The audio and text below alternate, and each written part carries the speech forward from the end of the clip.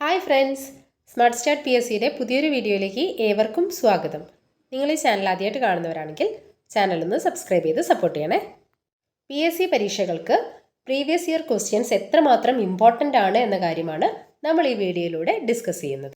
P S C പരീക്ഷകൾക്കായി തയ്യാറെടുക്കുന്ന ഓരോ ഉദ്യോഗാർത്ഥിയും കേൾക്കുന്ന ഒരു കാര്യമാണ് പ്രീവിയസ് ഇയർ ക്വസ്റ്റ്യൻസ് പഠിക്കണം എന്നത്. എന്നാൽ വെറുതെ ഒരു ചോദ്യവും ഉത്തരവും വായിച്ചു പോയാൽ അത് നമുക്ക് പ്രയോജനം ചെയ്യുമോ? ഇല്ല എന്നതാണ് സത്യം. നമ്മളിൽ പലരും പ്രീവിയസ് ഇയർ ക്വസ്റ്റ്യൻസ് പഠിക്കുന്നത് എങ്ങനെയാണെന്നറിയോ? ഒരു ചോദ്യം വായിക്കുന്നു, അതിലെ ഉത്തരം നോക്കുന്നു, ശരിയാണെങ്കിൽ അടുത്ത ചോദ്യത്തിലേക്ക് പോകുന്നു. ഇങ്ങനെ ഒരു 100 ചോദ്യം വായിച്ചു കഴിയുമ്പോൾ നമ്മൾ വിചാരിക്കും വലിയൊരു കാര്യം ഇന്ന് പഠിച്ചല്ലോ.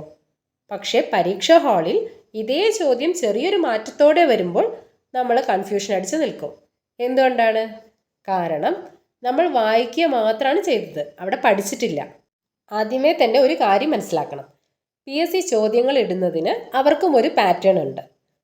നിങ്ങൾ കഴിഞ്ഞ ഒരു 3 മാസത്തെ പരീക്ഷ എടുത്ത് നോക്കുകയാണെങ്കിൽ മനസ്സിലാവും, ഒരേ ടോപ്പിക്കിൽ നിന്ന് തന്നെയാണ് കറങ്ങിത്തിരിഞ്ഞ് ചോദ്യങ്ങൾ വരുന്നത്. അപ്പോൾ നമ്മൾ ചെയ്യേണ്ടത് ചോദ്യത്തിന് പുറകെ പോകാതെ ആ ടോപ്പിക്ക് പഠിക്കുക എന്നതാണ്. ഉദാഹരണത്തിന് നദികൾ എന്ന ടോപ്പിക്കിൽ നിന്നാണ് ഒരു ക്വസ്റ്റ്യൻ വന്നതെങ്കിൽ ആ നദികളുമായി ബന്ധപ്പെട്ട ചോദ്യവും ഉത്തരവും പഠിക്കുന്നു, കൂടെ 4-5 റിലേറ്റഡ് ഫാക്ട്സും കൂടെ നദിയുമായി ബന്ധപ്പെട്ട കാര്യങ്ങൾ പഠിച്ചു പോകണം. മറ്റൊരു ഉദാഹരണം നോക്കുകയാണെങ്കിൽ ഒരു ചോദ്യം ഞാൻ പറയാം. ഇന്ത്യയുടെ ഉരുക്കു മനുഷ്യൻ എന്ന് അറിയപ്പെടുന്നത് ആര്? 4 ഓപ്ഷൻസ് ഉണ്ട്. 1 മഹാത്മാഗാന്ധി, സർദാർ വല്ലഭായ് പട്ടേൽ, ജവഹർലാൽ നെഹ്റു, BR അംബേദ്കർ. അപ്പം ഇന്ത്യയുടെ ഉരുക്കു മനുഷ്യൻ എന്ന് അറിയപ്പെടുന്നത് ആര് എന്ന് ചോദിച്ചാൽ മിക്കവരും എങ്ങനെയാണ് പഠിക്കുക? മിക്കവരും ഉത്തരം B എന്ന് പഠിച്ച് അടുത്ത ചോദ്യത്തിലേക്ക് പോകും. അതായത് ഉരുക്കു മനുഷ്യൻ സർദാർ വല്ലഭായ് പട്ടേൽ എന്ന് പഠിച്ച് അടുത്ത ചോദ്യത്തിലേക്ക് പോകും. എന്നാൽ ഇവിടെയാണ് നമ്മൾ ശ്രദ്ധിക്കേണ്ടത്. ആ സർദാർ വല്ലഭായ് പട്ടേലിനെയും കൂടെ നമുക്ക് 3 ഓപ്ഷൻസും കിട്ടിയിട്ടുണ്ട്. ഈ 3 ഓപ്ഷൻസിൽ നിന്നും ഓരോ ഓപ്ഷനും 1-2 റിലേറ്റഡ് ഫാക്ട്സ് കൂടി പഠിച്ചിട്ട് നമ്മൾ മുന്നോട്ട് പോകണം. ചോദ്യം വായിച്ച് ഉത്തരം പഠിക്കുക എന്ന രീതി മാറ്റിയിട്ട് ഓപ്ഷൻസിൽ കൂടി വിശകലനം ചെയ്യാൻ ശ്രമിക്കുക. ഇങ്ങനെ പഠിക്കുമ്പോൾ ഒരു ചോദ്യത്തിൽ നിന്ന് നിങ്ങൾ 4 ടോപ്പിക്കുകളിലൂടെയാണ് കടന്നു പോകുന്നത്. മുൻവർഷ ചോദ്യങ്ങൾ പഠിക്കുമ്പോൾ അതൊരു ശൃംഖല പോലെ പഠിച്ചെടുക്കാൻ ശ്രമിക്കുക. ഉദാഹരണത്തിന് കേരളത്തിലെ ഒരു നദി, അതിൽ നിന്നാണ് ക്വസ്റ്റ്യൻ വന്നതെങ്കിൽ നമ്മൾ ആ ക്വസ്റ്റ്യനും ആൻസറും പഠിക്കുക. അതിൻ്റെ കൂടെ ആ നദിയുമായി ബന്ധപ്പെട്ട് നദിയുടെ നീളം, അത് ഒഴുകുന്ന ജില്ലകൾ, അതിലെ പ്രധാന അണക്കെട്ടുകൾ തുടങ്ങിയ ഒരു 5-6 ഫാക്ട്സ് കൂടെ അതിൻ്റെ കൂടെ പഠിക്കുക. ഇതിനെയാണ് ഹൊറിസോണ്ടൽ ലേണിംഗ് എന്ന് പറയുന്നത്. പി എസ് സി ഇപ്പോൾ സ്റ്റേറ്റ്മെൻറ്റ് ടൈപ്പ് ചോദ്യത്തിലേക്ക് മാറിയതുകൊണ്ട് ഈ പഠന രീതി നിങ്ങളെ നന്നായി സഹായിക്കും. PYQ പഠിച്ചു കഴിഞ്ഞാൽ മാത്രം പോരാ, അത് പരീക്ഷാ ഹാളിൽ പ്രയോഗിക്കാനും നമുക്ക് കഴിയണം. അതിനായി ദിവസവും ഒരു ക്വസ്റ്റ്യൻ പേപ്പർ എടുത്ത് 1.25 മണിക്കൂർ സമയം വെച്ച് OMR ഷീറ്റിൽ തന്നെ ചെയ്തു നോക്കുക. നെഗറ്റീവ് മാർക്ക് കുറയ്ക്കാൻ ഇത് നിങ്ങളെ നന്നായിട്ട് സഹായിക്കും. തെറ്റുന്ന ഭാഗങ്ങൾ ഏതാണെന്ന് കണ്ടെത്തി ആ പാഠഭാഗങ്ങൾ വീണ്ടും പഠിക്കുക. പഠിച്ച കാര്യങ്ങൾ മറന്നു പോകാതിരിക്കാൻ ചെറിയ ഷോർട്ട് നോട്ടുകൾ തയ്യാറാക്കുക. നിങ്ങൾ സ്ഥിരമായിട്ട് തെറ്റിക്കുന്ന ചോദ്യങ്ങൾക്കായി ഒരു മിസ്റ്റേക്ക് ഡയറി സൂക്ഷിച്ചു വയ്ക്കുക. പരീക്ഷയ്ക്ക് തൊട്ട് മുൻപുള്ള ദിവസങ്ങളിൽ ഈ മിസ്റ്റേക്ക് ഡയറി മാത്രം നോക്കിയാൽ മതിയാവും. വിജയത്തിൻ്റെ താക്കോൽ എന്ന് പറയുന്നത് റിവിഷൻ മാത്രമാണ്. PYQ പ്രാക്ടീസ് ചെയ്യുന്ന ഒരാൾക്ക് അറിയാൻ പറ്റും PSCയുടെ 60% ചോദ്യങ്ങളും റിപ്പീറ്റഡ് ആണെന്നുള്ളത്. അതുകൊണ്ട് തന്നെ PSCയുടെ ട്രെൻഡ് മനസ്സിലാക്കിയിട്ട് പഠിക്കണം. ഒരു 10-15 ക്വസ്റ്റ്യൻ പേപ്പറൊക്കെ ചെയ്ത് കഴിയുമ്പോഴേക്കും നമുക്ക് മനസ്സിലാവും ഏത് ടോപ്പിക്കിൽ നിന്ന് ഏത് ഭാഗത്ത് നിന്നാണ് ക്വസ്റ്റ്യൻസ് റെഗുലറായി വരുന്നത് എന്നത്. അപ്പോൾ അതിനനുസരിച്ച് തന്നെ ടോപ്പിക്സിന് ഇമ്പോർട്ടൻ്റ് കൊടുത്തിട്ട് പഠിക്കാം.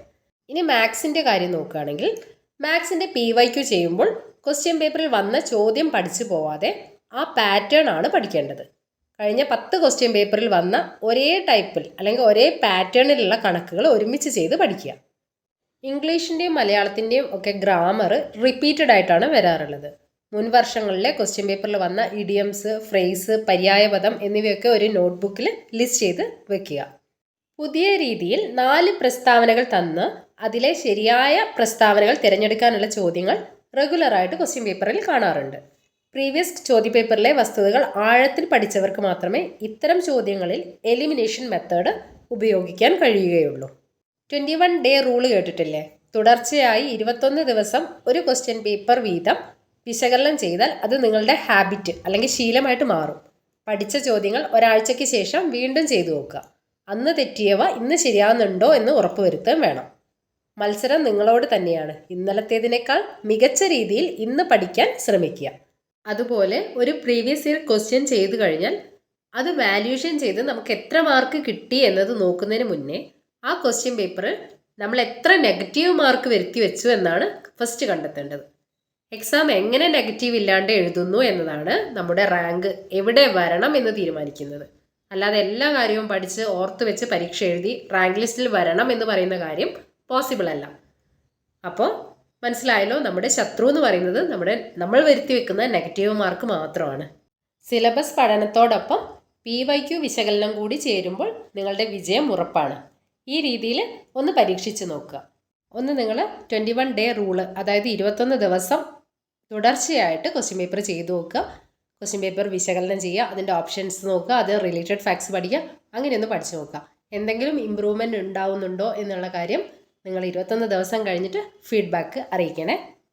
ഈ വീഡിയോ നിങ്ങൾക്ക് ഏതെങ്കിലും തരത്തിൽ ഉപകാരപ്പെട്ടെങ്കിൽ നിങ്ങളുടെ സുഹൃത്തുക്കൾക്ക് ഷെയർ ചെയ്ത് കൊടുക്കുക. അതുപോലെ ചാനൽ സബ്സ്ക്രൈബ് ചെയ്യാത്തവരാണെങ്കിൽ ചാനലൊന്ന് സബ്സ്ക്രൈബ് ചെയ്ത് സപ്പോർട്ട് ചെയ്യുകയും ചെയ്യുക. എല്ലാവർക്കും വിജയാശംസകൾ.